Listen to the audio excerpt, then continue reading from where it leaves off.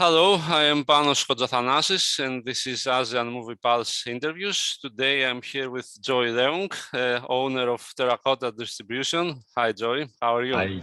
Hi. Good. Thanks, Panos. Thanks for having me on. Thank you for being here. So let's take things from the very beginning.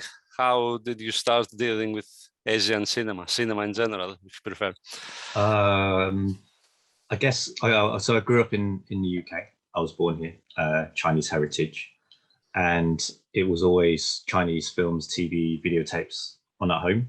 So I've had exposure to Asian cinema very early, and it's part of sort of like my heritage in growing up. And I didn't realize someone came around my house one time when we were school kids and just we had Jackie Chan on or something, or Mad Mission or whatever, Asians Go Places, whatever it was at the time, just randomly on.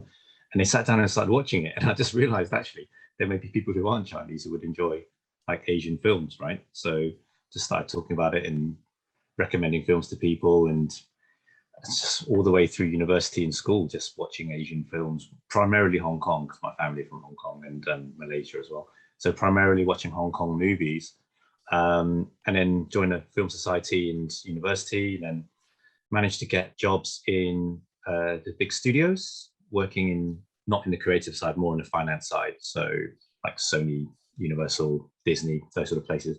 And you can see they had an Asian library, but they weren't really pushing it because the amount of time they spent on a Casino Royale, whatever, for example, they'd get much more return than for a Stephen Chow CJ17. CJ17 was it?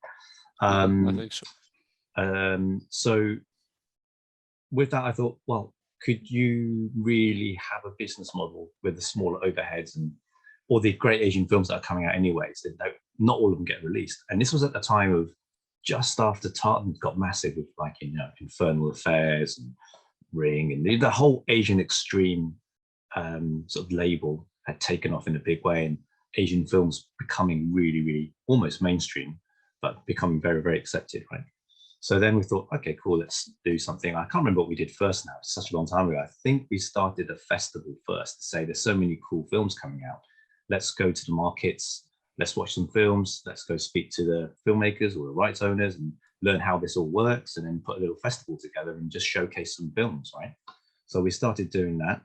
And then some of the directors and producers said, well, this film's available for the UK. And we sort of learned what that meant. And we started licensing movies. And our first one was Hansel and Gretel, Korean film. Yeah, brilliant. It was ready made for a successful sort of launch, right? It was nice artwork, the name, the titles, familiar to people. So it was great. And then back then we had COFIC funding. So the Korean Film Council gave funding to distributors overseas to support their exhibition and marketing activities. So that was great as well. So we had a little bit of funding for help and a little bit of money from my own pocket as well. And we started just releasing one film after another, Korean films, Hong Kong films, and that's how the label started. So yeah.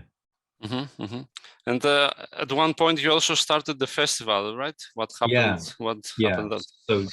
So with the festival, we thought, let's build a community. Let's get a wider audience for this, and for people to experience films in the cinema that you wouldn't be able to, because it's very difficult to release a film in the UK that's just an Asian film, sort of theatrical and then home ends, and then there was no digital back then. You'd have TV if you were lucky.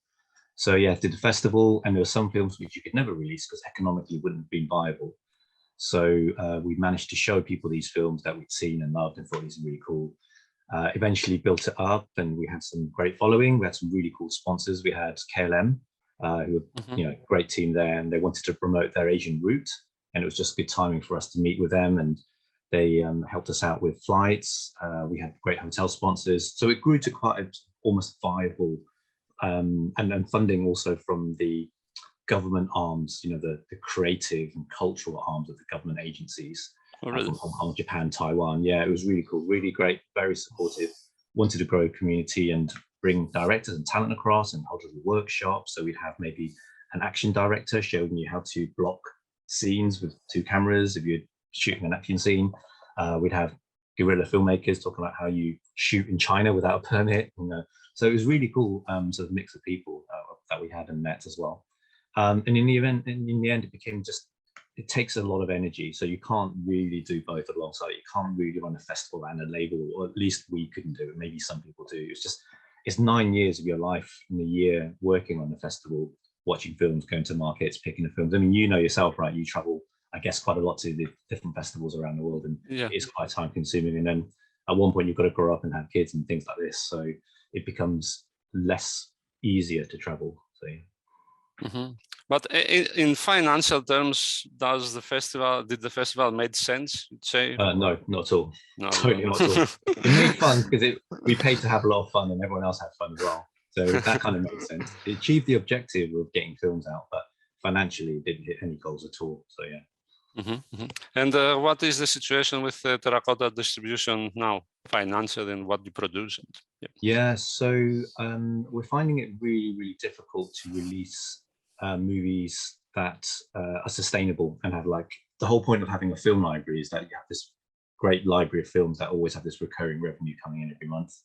And for various reasons, whether it's the outlets have closed down in the UK where you traditionally would sell physical media, and prices of films that we wanted to release and buy, the asking licensing fee would have been too high.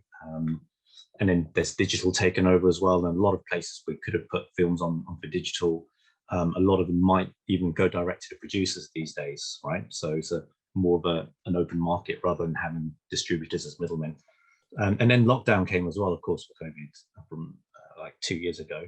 And we had an idea to turn our website a little bit into a store, so people could buy, as a shop, to buy other people's products as well, not just our product. And it made sense, right? The whole ethos of the film festival was to grow the community, show people more films. Doesn't really matter whose label that's come out on. I just want people to watch the films, kind of thinking, right? So we managed to do that, and the first people who spoke to the Third Window Films have always been like great friends of ours, and then speaking to the other UK labels to see if they had any sort of excess inventory they want to get rid of, and it just sort of started that way.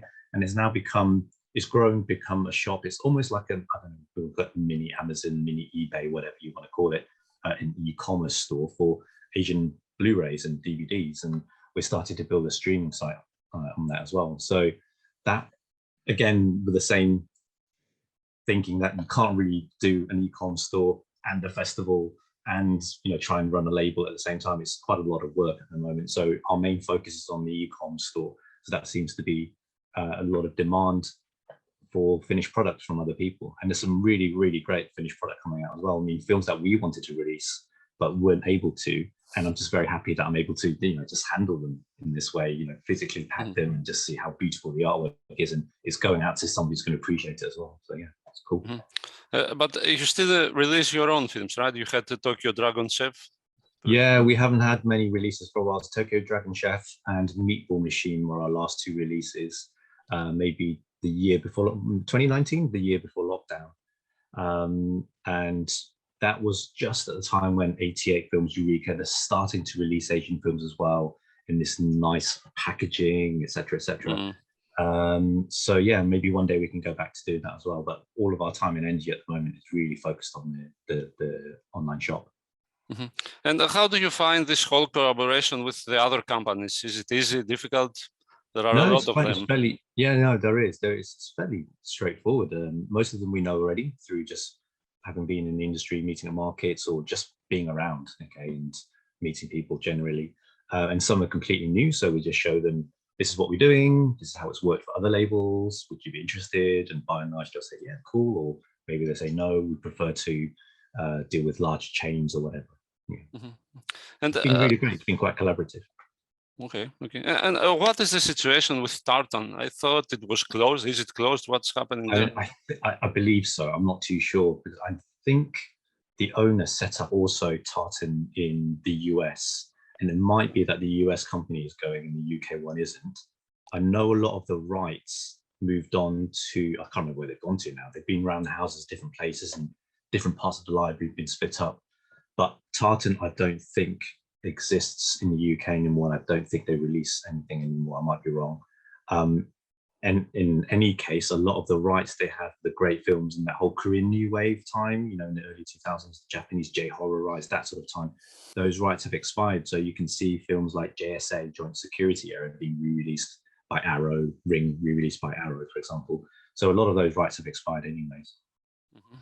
And tell me a bit, there are also two other companies. There is Terracotta and Sharp Teeth. These are also like your group. How can I'm not sure. Yeah, you're right. So we started a sister label. So when we went to the different film festivals and markets, we watched a lot of films that weren't Asian as well. And a lot of the people in our team, they love horror films or they love films from different places around the world, music documentaries. So we wanted also to release these films, but not under the Terracotta brand. It just seemed wrong to have Asian films being known for Asian films and then suddenly have a hip hop documentary. It just didn't fit in. So one of the team just came up with the name Sharp Teeth Films, and we started having a little sub-brand sister label, if you like, and started releasing different films from there, whether it's horror from Poland or cannibal films from Russia. It was just, yeah, anything we liked, we just put into there, basically. And but tell me a bit. At some point, you released Bloody Muscle Builder from Hell in a VHS. Yes, well, how that happened.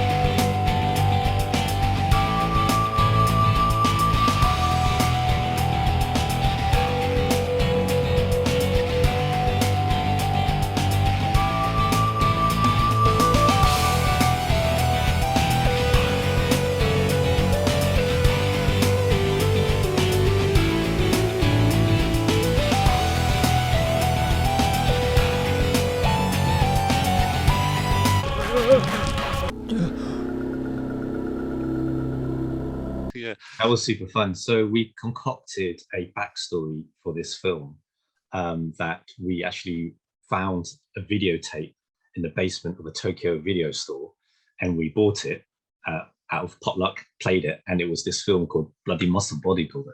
And in actual fact, the real story is the director started working on it since the 90s, and we wanted a real great sort of 80s feel about it, you know, the grain, the look, everything, you know, the effects.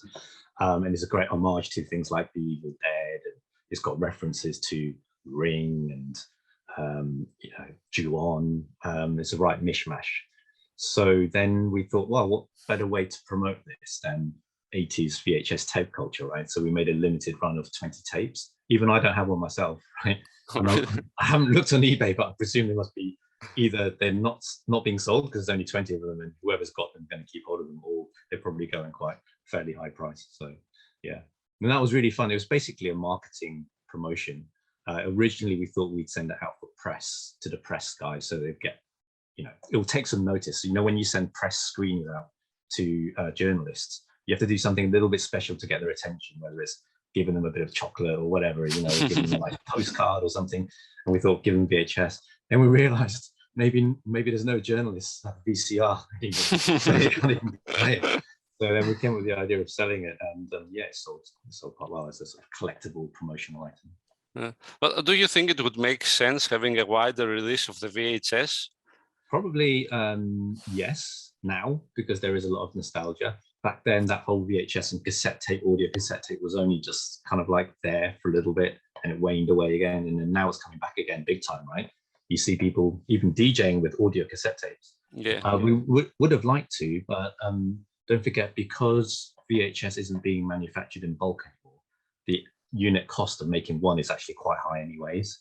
So we decided to make it a marketing cost rather than an actual product for genuine revenue. So I would like to maybe, you know, reconsider that for sure. And Would you get one? If we did one, would you buy one? I was going to ask at some point, but okay, thank you for saying so. Okay. And how do you feel the whole COVID situation affected the business? Because at some point, I think maybe it was better for home video. Yeah, I think so. Definitely for streaming, so many new platforms came up. Definitely for home video in terms of online shopping, for sure. You saw every sector of online shopping, take off for physical goods, right? Everyone needed home deliveries. And yeah, it was great for us, Terracotta, on our website, to be able to partner with all the other labels who couldn't get their product out in physical stores into we had HMV, FOP, some supermarkets still stocked Blu-rays back then, but this is another outlet for them and they welcomed that. And yeah, it was beneficial for us. Yeah. And what about the Brexit? Has it affected? Yeah, bad, very bad. Yeah. So Brexit has created a lot of logistical problems for physical business in the supply chain. It's still very murky and unclear about customs charges for a lot of customers. So we've registered for EU VAT, for example. So we've prepaid VAT, but we don't prepay the customs. And customs seems to be quite potluck who gets picked. I thought there was a threshold that if your order exceeds 135 euros, then you're liable to pay customs, right? But it seems like there are some people who, and we've not had many. So since Brexit happens, maybe 12, I would say, 12 customers have come back and told us they got hit with customs charges. Some of them are below that 135 euro threshold. Some of them are way above it. So I don't really understand enough about the customs situation to be able to navigate it. So it's something that we need to focus on for sure. And about the streaming service, you also now have a streaming platform. How is that going? Yeah, that's going really well. It's very much a side project to the store because a lot of time is spent maintaining the store and picking and packing. So then when we start focusing on the VOD side. And it seems like theoretically a great idea, right? However, if you think about how many streaming sites there are and the fact that a lot of people still have Netflix subscription as well as a Prime Video subscription, and now maybe some people even have Disney Plus, three subscriptions, or Mubi, 3 to 4 subscriptions. A lot of people's mindset, and myself included as a consumer, would be, I've already subscribed to these platforms. I want to watch all the stuff there first before I pay anything else extra.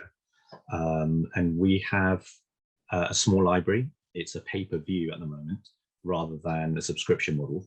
And we're just trying it out and testing it out to see which kind of films work, which kind of price point works, and who would actually like to come and purchase a film and why, whether it's a film that's out currently and they've heard about it, or whether it's an old film that you can't get on any other platforms.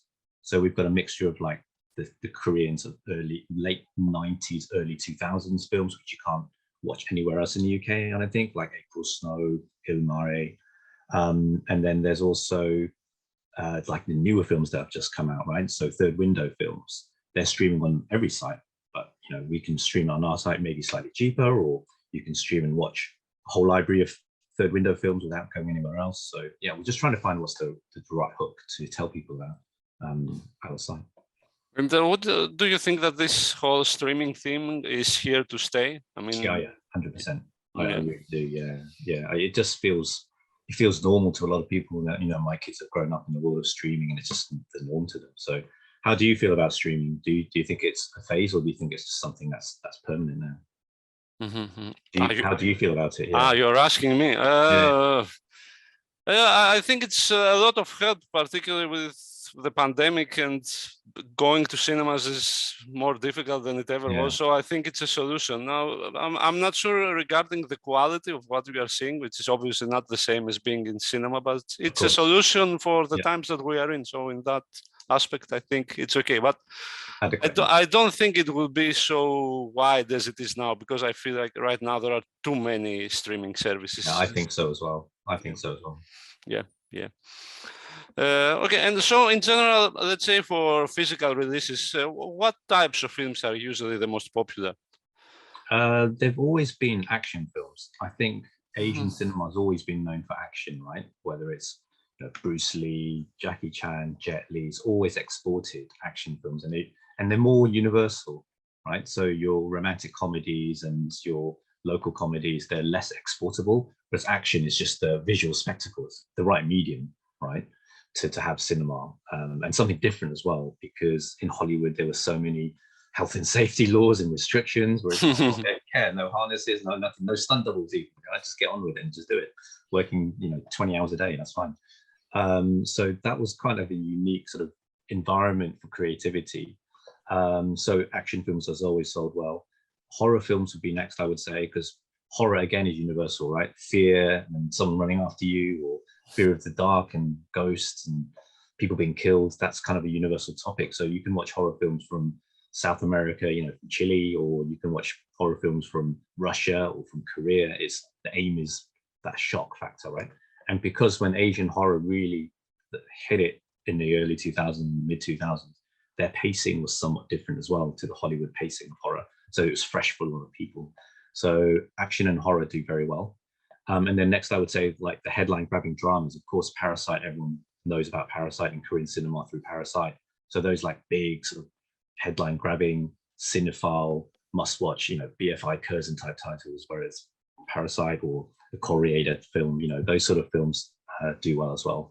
And they would need a theatrical release though to support that. But what kind of films do you like more?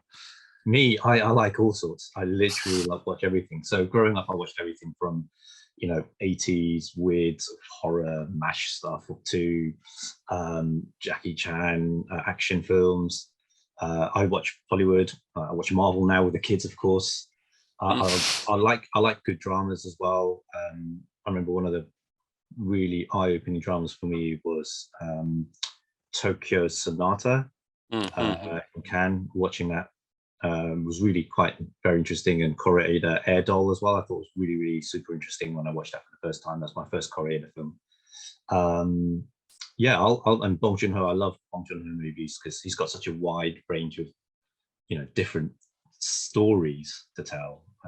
So it's been great sort of delving into his past catalogue recently as well. What else do I like? I think it's very difficult for me now to watch a film for enjoyment because I've had that lens of let's sit down and is there commercial value in this film? Can we release it? Is this going to do well?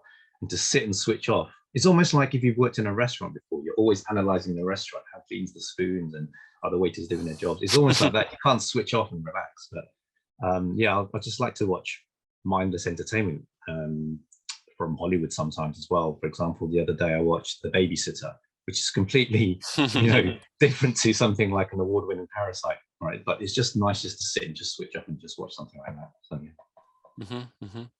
And what would you say is the situation with East Asian cinema at the moment? Let's say Japan, China, and Korea. What do you think? I think it's a really interesting time. It's a time of, I was going to say it's a change, but it seems like it's constantly changing over the last 20 years anyway. Well, actually, it's always changing, isn't it, Asian films? I think this I'm not close enough to how this situation is in Hong Kong anymore. And I feel like there needs to be some support possibly of the Hong Kong film industry there, because it's been subsumed by the China market, right? And there's a lot of the infrastructure, the people, the film industry aren't working in film anymore because there's no jobs available. So they've had to find other work, right? So that needs to be rebuilt sort of from the infrastructure and then foster the creativity that way. And it's quite encouraging to watch. I don't know if you've seen recent films from Hong Kong, like Hand-Rolled Cigarette, for example, those sort of films that come out in Limbo, those sort of things. They were, I think, made before lockdown. So at least they gained some sort of momentum. I'm not sure what the impact is now post-lockdown, whether they can continue that and pick up where they left off and continue that momentum. But it felt more raw and more fresh. It almost started with the 852 production company and Juno Mac doing like Rigor Mortis and all these, that sort of like, I wouldn't say indie horror, but like kind of like that really edgy, non-mainstream type of cinema, gritty Hong Kong cinema. That was pretty cool. Hopefully that continues. And I think China's always going to be there with a big market, big epic blockbusters, your big sort of like Chinese New Year, patriotic films. And Japan and Korea, it seems like they're continuing their creative output and just keeps going up a few notches every time, whether it's in the drama space or whether it's in, action, thriller, gangster, those sort of genres. It just seems like those two countries in particular, very interesting. And now we're seeing the emergence of Taiwan as well, of course. I haven't seen The Sadness yet. I don't know if you have, but heard so much positive reviews about it as well. So. Yeah, okay. The other thing to add to that, of course, is the funding. The funding is coming through from Netflix. We talked about streaming channels, and of course, the local streamers have set up. Sorry, the streamers have set up local offices to do production, and that's where a lot of the money possibly will come from in the future, to do direct work for studios that way, rather than have the whole studio distributor licensing model, and it's just quicker to get films out to market that way. So I think that's going to play a massive role in the future. And I guess last question: any future projects? What are your plans for the future? I'm still taking one day at a time, because for us the store is very new still, and it's been going for maybe 2 years now, maybe a year and a half, but it's still so e-commerce and distribution are two completely different skills. So learning about how to stock your store physically and where to warehouse your stock physically, and how to license and how to do a DVD cover, that's a completely different business model to buying and selling other people's products, right? And then how to do marketing by Facebook and Instagram. All that is a new skill set. So I'm still learning that. And I definitely want to focus more time on the streaming side, increase the library, maybe even offer a subscription service as well, so people can have the choice. Do I want to subscribe every month because I definitely will watch loads of films, or do I only want to watch 1 or 2 films every month from Terracotta, so therefore I don't want to subscribe? At least they have the choice there and they can dip in and out, and then just build up the library that way. So those are the 2 main aims for myself. And hopefully someday I'll have more time to watch films as well. Okay, I had one more question which I forgot. How many people are working now in Terracotta? Because right now 2. It used to be 4, and then we hit some we had quite a lot of a roller coaster, sort of bumpy rides along the way. We back in, when was this? I can't remember now. Was it 2013, 2014? We were all working full time in an office in East London, which is like a really sort of trendy, hip part of London, very media arty area. And we had this perfect storm of everything working against you, as it were, like really strong headwinds against you, where we had the riots in London. I don't know if you remember the riots, and there was East End of London was burnt, and our warehouse where we had our stock was burnt down, so we had no stock. At the same time, one of the major customers, HMB,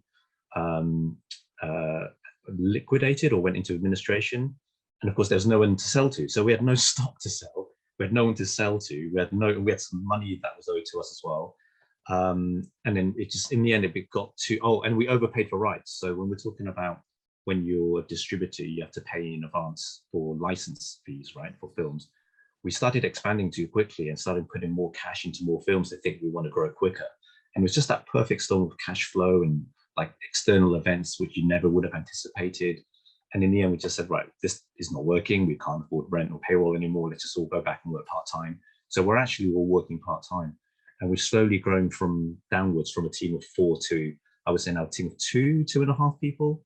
It's myself, there's a guy called Alex who does all our social media and is doing a really, really great job, better than I ever could. And we have someone to help us on the encoding side on the back end of the streaming website, and myself. Okay. I guess that's the way that it only works now, as far as I see. Most of these companies, like Third Window, and it's like 1-2 people. Yeah, it has to be, right? Because the overheads, unless you're doing really, really, I think someone like an 88 or Eureka, they've got a big library. They can keep an Arrow Video, of course. You can keep cash flowing. They've diversified. It's not just Asian films. Whereas Third Window and Terracotta, we've specifically said we're going to do Asian films only, just for the brand. Of course, Sharp Teeth started much later, but we just want to focus and be known for Asian movies.